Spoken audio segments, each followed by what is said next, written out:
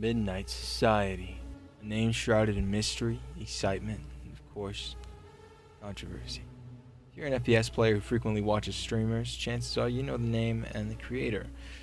Not much else. It's a bit of an enigma, and finding information on it may be a bit of a journey, and understanding the information a bit of a task. So today, I've done both of those for you. Here's everything you'll need to know about the Midnight Society. Let's start at the tippity top. Midnight Society is a game development studio founded by Guy Beam, aka Dr. Disrespect, along with creative director and former lead Halo Sandbox designer Quinn Del Hoyo, studio head and former creative lead for Call of Duty Robert Bowling, and lastly CEO Sumit Gupta. This man is known for founding multiple esport businesses as well as being on the board for well-known G2 esports. Each founder have their own purpose in the company that differs from one another. Dr. Disrespect is titled as the Visionary, meaning he's the one who's planning this company's future according to what he believes will be one of the greatest AAA game studios of all time, if not the greatest. Many of you may know about his experience as a gamer, but he also has experience behind the scenes. The doc also used to be a level designer at Sledgehammer Studios, working creating maps in Advanced Warfare. Ultimately, he's the one that the other founders believe in. Quinn Del Hoyo is titled as Creative Director, which isn't nearly as straightforward as you might think. You see, there's no real standard for what a creative director is when it comes to the video game industry. They range from visionaries to marketing heads to game designers, and in Del Hoyo's case, we can assume the latter. Having been a level 1 weapon designer at Epic Games on Gears of War, his prior experience would make his position at the Midnight Society be best utilized on the games themselves. Safe to assume Del Hoyo is the one who's going to be responsible for designing the aesthetic structure of Midnight Society's upcoming project. Robert Bowling is titled as Studio Head. Just like most other titles, it's not black and white. Bowling actually was a studio head at his very own studio before called Robotoki, where he explicitly shared a sentiment I believe to be a telling sign of his position here in the Midnight Society. He is quoted in the Games Radar article saying his plans for Robotoki's future is about creating a universe first, experience second, and game mechanics last. Knowing what we know about the other founders, Bowling's position seems to be more than the games they develop, but instead the overall universe and fan experience that we will have with Midnight Society. Think ARG, fan events, and one more element we'll touch on in a little bit. Essentially, Bowling is the one who will be responsible for making Midnight Society more than a studio and their video games more than an experience. Lastly, Sumit Gupta is titled as CEO. Now, what he brings to the company is certainly more grounded than what the other founders do. Gupta is at his core an investor, a key investor in the gaming industry who's made sure he's had a hand in all the projects he's believed in, including G2, Discord, and Boom TV. Plain and simply, he's the money, a very key member of the team who has faith in the studio, so much so that he's put his money where his mouth is. Now, those are the Midnight Society founders and what they'll be bringing to the studio. Let's now talk about the studio itself. You see, Midnight Society is claiming and aiming to be much more than a AAA gaming studio. It's claiming to be a revolution in the way games are made. They plan to do away with the separation between players and the studios and instead have them work hand in hand. A relationship where the player's success is the studio's success. And for the first time, the studio's success is the player's success.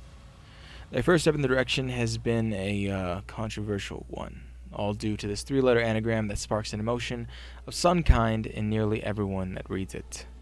NFT. Now, so far, if you haven't been following the studio very closely, most likely you've heard 3 things. Dr. Disrespect is the founder, it's developing a battle royale, and lastly, its reputation has been polarizing due to them selling NFTs.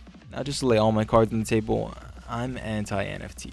I believe they've been a great harm to many people, and there's a lot about them and the way that they're handled that can be abused.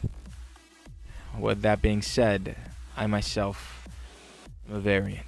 I have one of the 10,000 NFTs released by Midnight Society known as a Founder's Pass, because I've come to see how they're utilized by this project.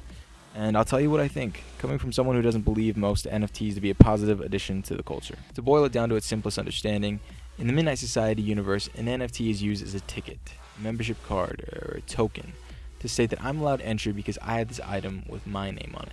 Think of it as buying a season pass to Disneyland that never expires. With this pass, you're allowed entry in and outside the park whenever. There are certain discounts and perks that come with it, and it's yours to do what you want. Say one day you no longer plan to ever go to Disneyland, you want to get rid of your pass, you can sell or trade it to someone who wants it, and then you're done, you're out. Unless you decide to ever buy a pass from someone who owns one again. That is the utilization of the NFT. You're given certain perks because you hold one. Now, these perks include the NFT itself, a unique version of a variant that has different attributes and levels of rarity. In Disney terms, think of it as the design in your Disneyland pass. Star Wars or Mickey or Beauty and the Beast. Say you have a Mickey card, but you really want a Star Wars one. You can trade them, each one different from the other.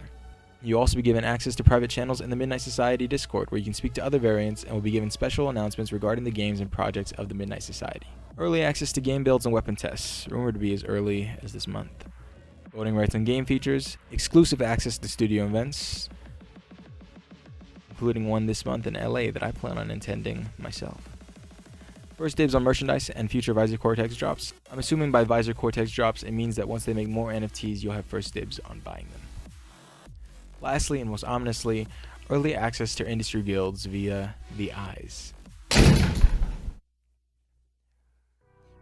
Now, that last one may sound completely foreign, and you have no idea what that means, and that's exactly what they want. You see, Midnight Society is building its own universe, where you have to be in the know to know.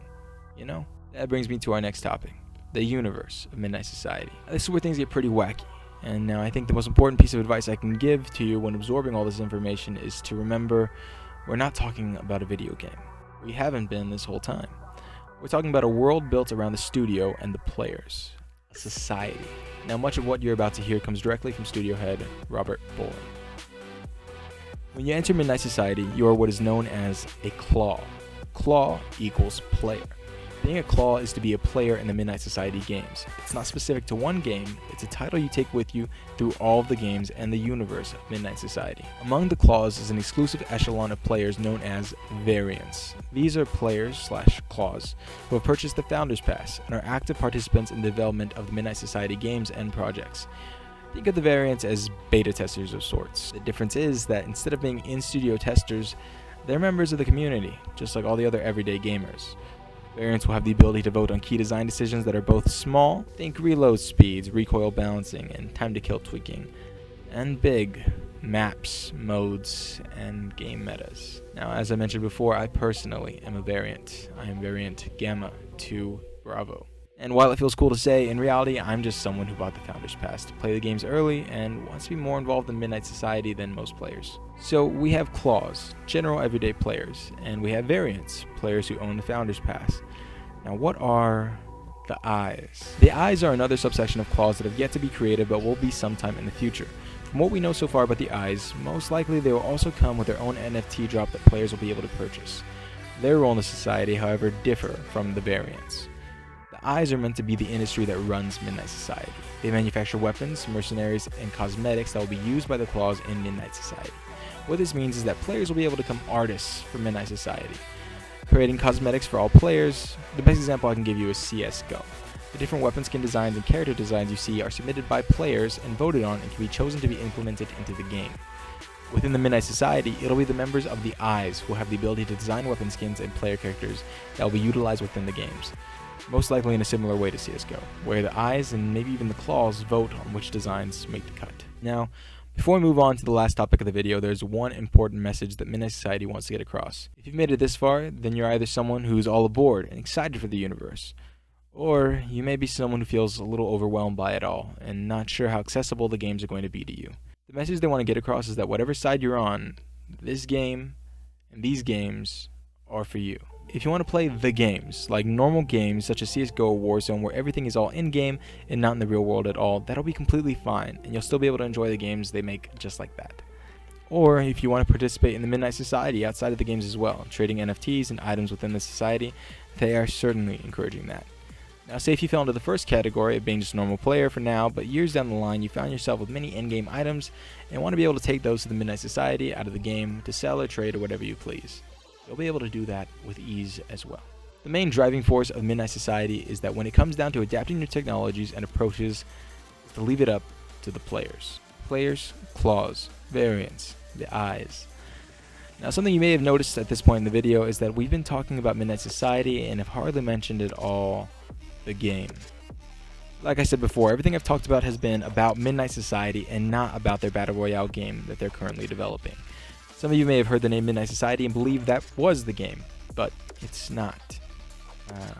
If you made it this far, I mean, you know it's not by a long shot. Allow me to introduce you to Project Moon. Built from the ground up in Unreal Engine 5, a free-to-play competitive first-person shooter set in the Battle Royale style. But not just a Battle Royale, a vertical Battle Royale. The doc has described his vision as a big building, if not multiple buildings, stacked on top of one another, with a raging fire starting from the bottom and rising all the way to the top until one combatant emerges victorious. From the studio, we get a simplistic definition of the core game: gain access, acquire the loadout, push to extraction. As for what that means, it's anyone's guess. My interpretation of the cryptic description is that the claws will be entering the building at the ground floor, most likely the start of each match's grace period. Think Warzone hopping out of the plane until the storm starts coming in. Acquire loadout, self-explanatory. Arm yourself and prepare to fight your way to the top. Push to extraction. Now this to me means either of two things. One, you'll have an end goal to make it to the top of the building to access an extraction point before the fire consumes all. Or two, extraction is just another name for Victory Royale, and is only achievable once all the combatants have been eliminated. As for when we'll have our hands on Project Moon, variants will be in the game before the month is over. In July, variants will gain access to the first playable build, Snapshot CL1000, Claw Hideout, through the Midnight Society's website. They'll authenticate using their access pass and ride the lift to their personal hideout, grab a gun, and hit the range.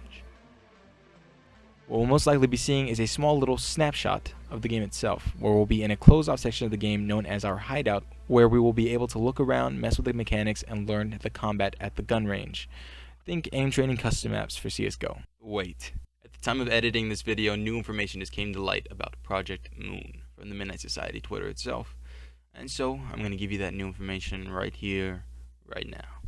Regarding the snapshots, they've announced that they're going to be playable experiences focused around specific milestones every 6 weeks. Every milestone has feedback parameters around weapons, player abilities, gameplay, and play spaces within the game. The team is going to be collecting the feedback from the variants, prioritizing it, and applying it to upcoming snapshots. They're going to be using this time to discuss the design of each feature, weapon, balancing, and other core gameplay loops. They've also just confirmed for sure that Access Pass players will have full rights to stream and create content from the early playable snapshots and share screenshots, assets, live streams, or any other content they create from the build and a supporting visual variant guide. Their first game, Project Moon, is a vertical extraction shooter. Their gameplay goals are to capture the essence of an arena shooter level design with the scale and scope of a battle royale player counts, and the session-to-session gameplay mechanics of extraction-based shooters. The best example I can give is to combine battle royales like Warzone, PUBG, Fortnite, and combine those with Escape from Tarkov.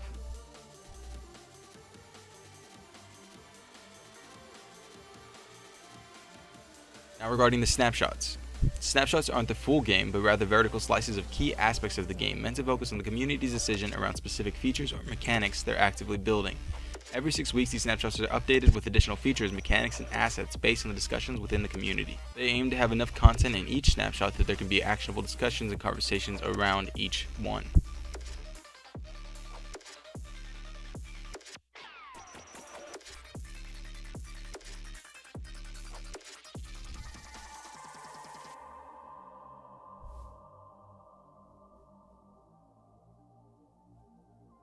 Now, our very first snapshot that we've already talked about is Snapshot CL1000. From the images they released, it looks like the snapshots are going to be way more in tune with game mechanics. You see, what the snapshots are very bare bones areas that are going to be able to allow us to play the game early and figure out how we like the movement, the combat, etc. But we're not going to be seeing much. Looking at the Claw Hideouts map, you can see that there's an area for the gun workbench, an indoor gun range, catwalk, elevator entry shaft, and that's it. It's all about moving around and shooting, and certainly not what the game's going to be looking like when the final product comes around. Inside the hideout, there are going to be 3 different shooting range experiences. Anywhere you see a red button, you'll be able to activate a unique target practice, each designed to hone a unique skill with the first assault rifle. Stats and performance are shared and stored locally. Share them with the community to complete the best accuracy, time, headshots, or scores. So it's going to be a fun little scoring system that you're going to be able to do on your own and be able to share within the Midnight Society community to see who really is the best Project Moon player before Project Moon even releases. Now, the thing about the player hideout is it seems going to be a little unique. It seems that every 6 weeks the play space is going to continue to grow within the hideout, introducing new elements to key mechanics and new builds. And that is all the new information we have so far regarding Project Moon. Project Moon's first look will be here very soon, and with variants having the ability to stream and record what they see, everyone will be able to take a peek inside the Midnight Society and see exactly what's what. I hope that I've helped you see a little bit of what's what with the Midnight Society, and I hope you enjoyed and found this informative. If you have any questions or you want to see any more of Midnight Society content, be sure to subscribe because I have plans of being very involved from the ground floor all the way till its release. So, thank you for watching, and I hope to see you again in the next one.